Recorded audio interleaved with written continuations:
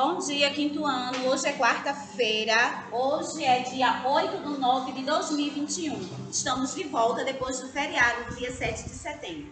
Olha só, hoje a gente tem aula de história, tá certo? E hoje a gente inicia um novo conteúdo. Esse conteúdo que a gente vai trabalhar hoje é um conteúdo que vai cair na prova das avaliações da terceira unidade, tá certo? As nossas avaliações que vai acontecer aí no mês de outubro, certo? Você vai abrir na página 150 do nosso livro de História, quinto ano. Na página 150, você vai colocar a data de hoje. E hoje a gente vai trabalhar as capitanias hereditárias, tá certo? É preciso que o aluno preste atenção, acompanhe a leitura, tá certo? Acompanhe a leitura do assunto para a gente poder aí começar a nossa aula de História, ok? Na página 150 do nosso livro de História, tá certo? Vamos lá começar. Pegou o livro de História, olha só. Livro de História, abre na página 150 para a gente começar aí a nossa aula de História de hoje, tá certo? Depois que a gente fizer a leitura, a gente vai responder aí algumas questões.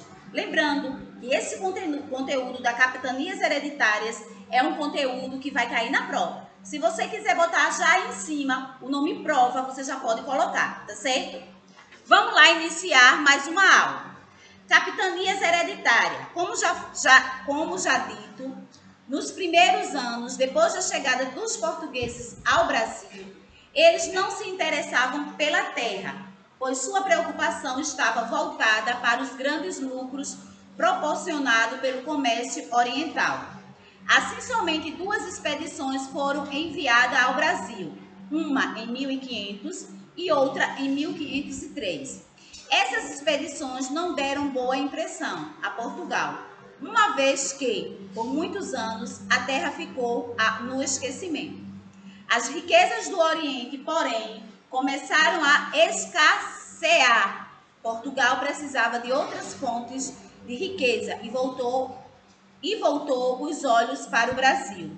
Além do mais, os franceses que não reconheciam o Tratado de Tordesilhas viam constantemente a costa brasileira para recolher pau-brasil que antes era importado do Oriente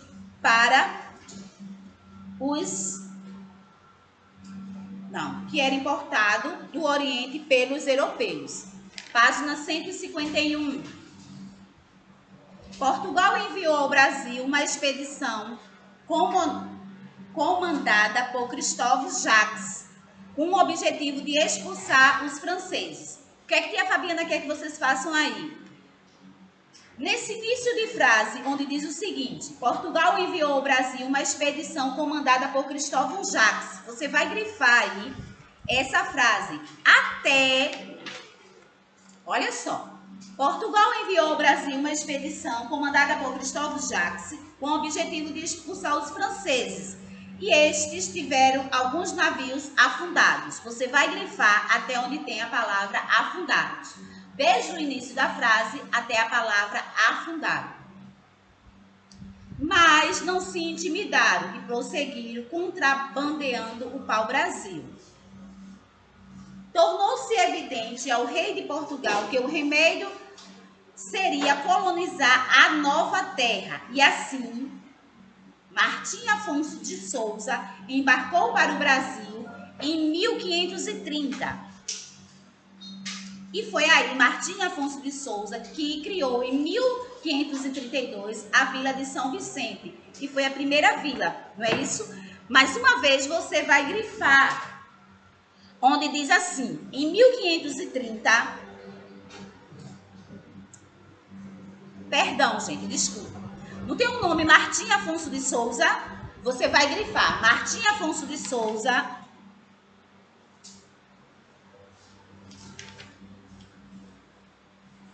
embarcou para o Brasil em 1530 e fundou em 1532 a Vila de São Vicente. Você vai grifar até a palavra São Paulo, começando por Martim Afonso de Souza, certo? Novamente, tia Fabiana vai falar. Você vai grifar, começando pelo nome Martim Afonso de Souza, até o estado de São Paulo, que aí ele fala que ele fundou a vila de São Vicente em 1532, ok? Vamos lá. Antes, a expedição de Martim Afonso de Souza, que tinha chegado ao litoral de Pernambuco, perseguiu os franceses. Depois, com a intenção de explorar e colonizar, dividiu-se seguindo uma parte para o norte e outra com Martim Afonso para o sul. Quando Martim Afonso ainda se encontrava em sua missão, Dom João III decidiu em 1534 implantar em suas novas terras o sistema de capitanias hereditárias. Esse sistema consistia em dividir o Brasil em 15 faixas horizontais, doadas para as pessoas próximas ao rei e a quem possuía riqueza para colonizar. Cada um desses lotes recebeu o nome de capitanias. Os responsáveis pelas capitanias eram chamados de donatários. E o que era um donatário, tia Fabiana? Eram pessoas consideradas da maior confiança do rei. E aí você grifa. O que era donatário? Tem aí a palavra donatário que está grifado, não é isso? Você vai grifar o restante. Eram pessoas consideradas da maior confiança do rei. Essas capitanias eram ditas hereditárias. Aí no finalzinho tá até grifado, não é isso? E aí você vai grifar novamente. Essas capitanias eram ditas hereditárias por quê, gente? É aquilo que passa de pai para filho, aquilo que a gente herda. Hereditário. Porque passava de pai para filho na forma de herança. É aquilo que é hereditário. Passou de pai para filho, é aquilo que passa como forma de herança. Passou de pai para filho, que são chamados de hereditários. Tá certo? Página 152. Os donatários tinham a responsabilidade de desenvolver as terras com seus próprios recursos financeiros. Eles possuíam também muitos direitos, tais como cobrar impostos, exercer a justiça estabelecida pelo rei, receber parte dos tributos da exploração da terra e doar terras para quem quisesse cultivá-las. E os deveres, tia Fabiana? Eles tinham o dever de defender a capitania, desenvolvê-la, morar nela e pagar impostos ao rei. Esse sistema passou por várias dificuldades, entre elas. E aí ele está grifado, é isso, num retângulozinho aí de vocês. Se vocês quiserem grifar, tudo bem. A falta de recursos financeiros dos donatários, a distância entre Brasil e Portugal, os ataques frequentes dos indígenas, a falta de pessoas para trabalhar na lavoura e a grande extensão da terra das capitanias. Por esses motivos, os sistemas de capitanias não deu certo. E só as capitanias de Pernambuco e São Vicente prosperaram. Então, você vai grifar quais foram as duas capitanias que prosperaram, que foi a de Pernambuco e São Vicente, ok? No final da década de 1540, estava claro que a colonização não seria fácil. Com isso, a coroa portuguesa resolveu criar o governo geral, que deveria centralizar a administração, defender a costa brasileira de ataques estrangeiros, fiscalizar as capitanias e garantir a lavoura açucareira. Página 153. Portugal já conhecia a cana-de-açúcar há muito tempo e portugueses tinham experimentado o seu cultivo. Fazendas foram criadas nas linhas atlânticas dos Açores e da Madeira. Essa planta era feita para o projeto colonial português. Adaptava-se ao clima brasileiro. A técnica de plantio já era conhecida e o açúcar era um produto bastante procurado no mercado internacional. Grifa também. Você vai grifar. O açúcar era um produto bastante procurado no mercado internacional. Porque naquela época, a cana-de-açúcar, o açúcar, ele era um dos produtos, né, mais ricos. Fora também o nosso pau-brasil. E aí a gente tem uma imagem, não é, dos escravos trabalhando em um engenho de açúcar. E toda essa riqueza eles ganharam através dos escravos, né? Porque eles compravam os escravos, colocavam os escravos para trabalhar e recebiam dinheiro. Mas os escravos, eles não recebiam pelo trabalho que era feito. O açúcar definiu a colônia brasileira a partir das necessidades da lavoura. Criou-se o sistema colonial. O plantio das cana-de-açúcar e a produção de açúcar eram feitos em grandes extensões de terra com a mão de obra escrava, abundante e toda direcionada para exportação. Ou seja, eles ganhavam dinheiro por conta da cana-de-açúcar, porque eles vendiam internacionalmente, mas eles não pagavam pelo trabalho dos escravos. Por quê, tia Fabiana? Porque naquela época, os escravos chegavam para essas pessoas, né, para esses donos de engenhos, como mercadoria. Ou seja, eu tinha dinheiro, comprava o negro e colocava o negro para trabalhar, né? O negro trabalhava, ele vendia aquele produto que o negro cultivava, mas ele não passava um centavo para o negro. O negro, ele vivia pela comida, pela moradia que eles ofereciam. E ainda apanhava se ele fizesse algo que fosse contra a vontade dos senhores. Certo? Observe que, como o açúcar era um produto bastante caro no mercado... Observe como o açúcar era um produto bastante caro no mercado internacional. Toda terra boa deveria ser usada para o seu plantio. Esse cultivo único é chamado de monocultura. Vamos grifar aí, que é a cultura da açúcar, não é isso? Para que você tenha uma ideia, o litoral brasileiro tinha que importar comida do sertão. O sertão na época era bem mais amplo do que hoje, pois compreendia toda a área territorial que não era colonizada ou dedicada ao plantácio, pois quase nada era produzido além do açúcar. Ou seja, eles investiram muito nessa questão do açúcar e outras coisas eles não investiram. Na página 154, não é isso? A gente tem algumas questões para resolver. Vamos lá? Ó, em quais anos Portugal enviou expedições ao Brasil? Quem é que lembra? 1503, ok? E 1501. E 1501. Página 154, página quesito 1. Deixa a Fabiana botar aqui. Página 154. Bora lá. Qual era o país que não reconhecia o Tratado de Tordesilhas? Como? França. Então, você marca aí o X na França. Ok? Quem comandava as expedições que veio expulsar os franceses? Muito bem, gente. Número 2, letra A, não é isso? Número 2, letra A. Cristóvão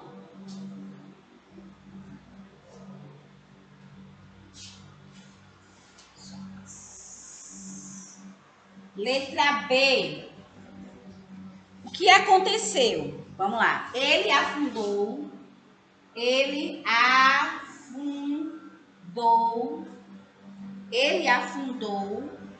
alguns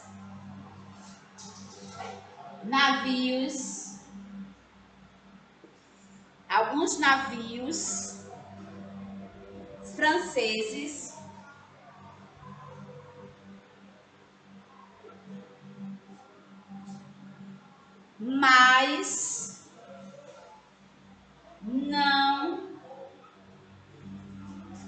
mas não conseguiu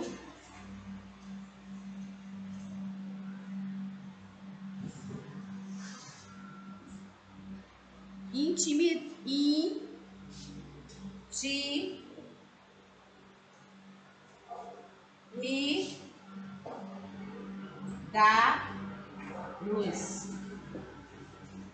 Esse aí, quesito 2, letra B, tá certo?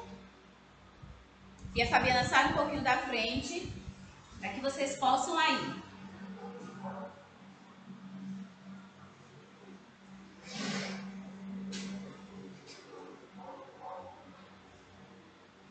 O numeral 3, eu vou colocar aqui em cima, certo? Página 154. Numeral 3.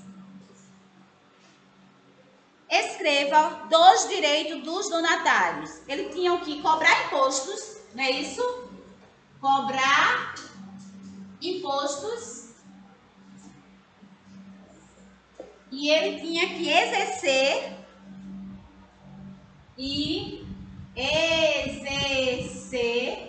a justiça estabelecida pelo rei. Ok? No terceiro quesito.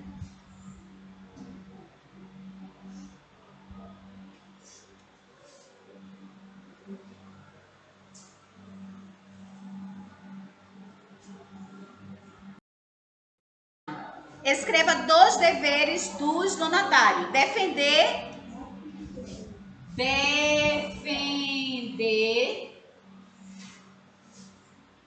a capitania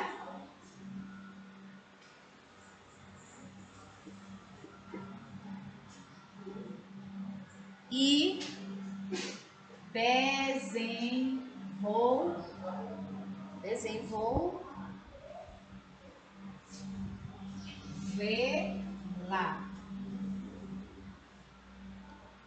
Ponto. Terminou essa página, a gente vai para a página 155, ok?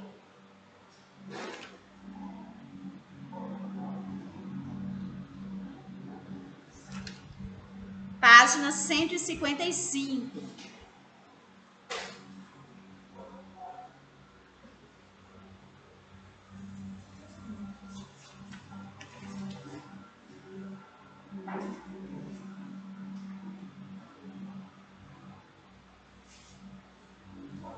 Podemos ir para a página 155. Vamos lá. Número 3. Número 5, página 155. Enumere as frases seguindo a sequência correta dos fatos. Esse número 2 aqui eu posso apagar? Aqui eu vou colocar todos os quadradinhos. 1, 2, 3, 4, 5, 6. Eu vou fazer a leitura e aí você vai descobrindo, tá certo? O número 1, a frase é: 2 expedições foram enviadas ao Brasil em 1501 e 1513. Qual é o quadradinho? 2 expedições foram enviadas ao Brasil. Terceiro. 2. Portugal enviou para o Brasil uma expedição para expulsar os franceses. 3. Martim Afonso de Souza fundou a vila de São Vicente. Dom João III decidiu em 1534 implantar em suas novas terras os sistemas de capitanias hereditárias. Em 1540 estava claro que a colonização não seria fácil.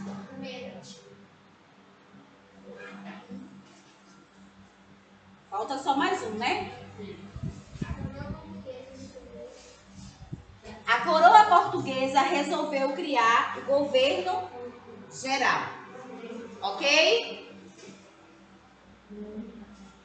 Nós temos aí no sexto quesito letra A e letra B. Na letra A eu tenho o seguinte: porque o rei de Portugal não se interessou-se logo pela terra descoberta? Qual é a frase que está correta?